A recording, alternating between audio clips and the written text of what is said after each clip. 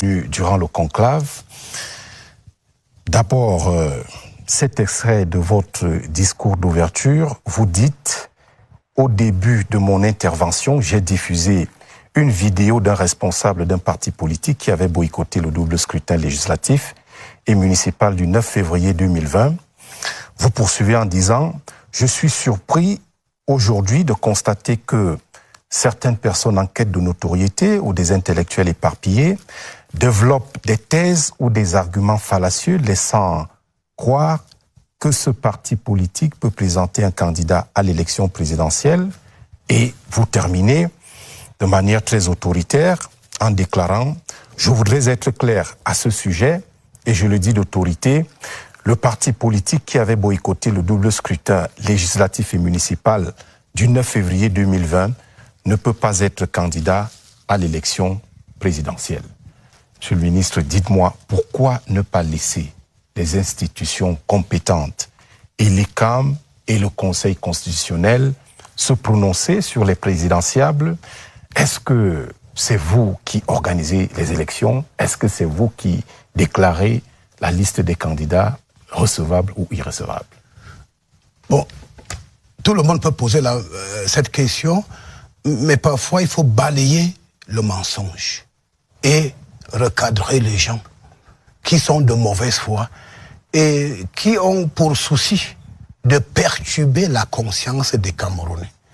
Alors, j'ai bien dit que ce candidat était en détention.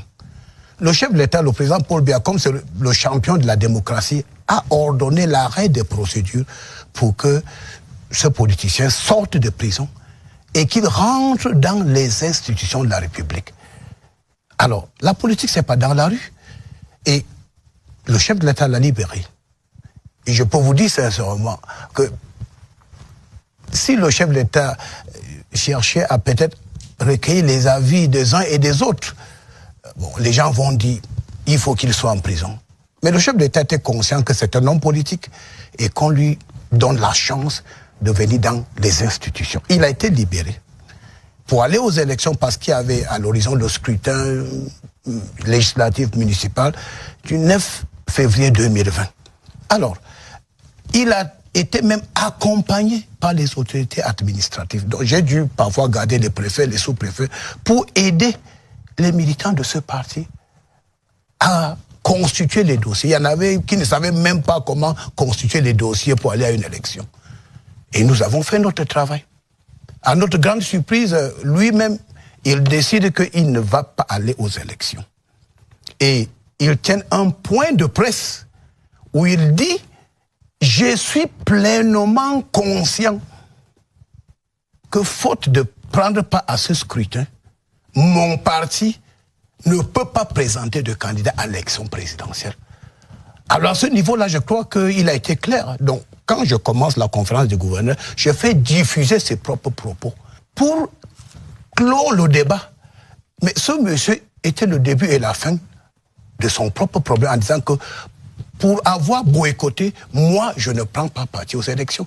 Donc, pour balayer ces thèses complotistes et conspirationnistes de ceux qui veulent perturber l'ordre public et qui laissaient entendre que malgré le boycott, ce parti peut aller à l'élection présidentielle. Je suis quand même le ministre qui agrée les partis politiques. Je connais la législation. Je peux parler d'autorité.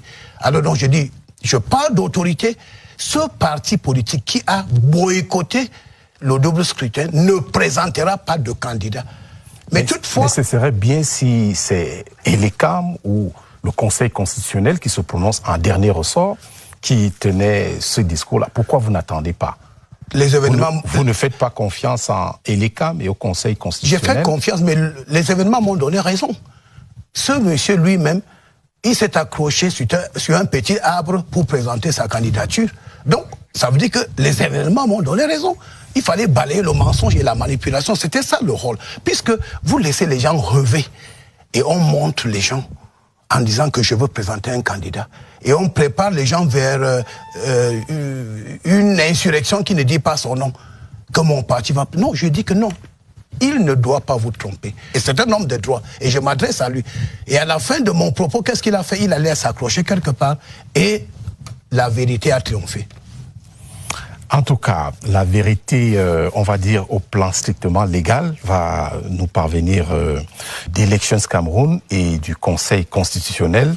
Vous l'avez dit, vous êtes dans votre rôle de ministre de l'administration territoriale. On vous a suivi. Avant de poursuivre, je voudrais... Mais retenez quand même que parmi les candidats ou des candidatures déclarées, aujourd'hui, ce parti n'a pas déclaré, n'a pas présenté un candidat. Mais son promoteur est allé ailleurs. Donc, les événements m'ont donné raison.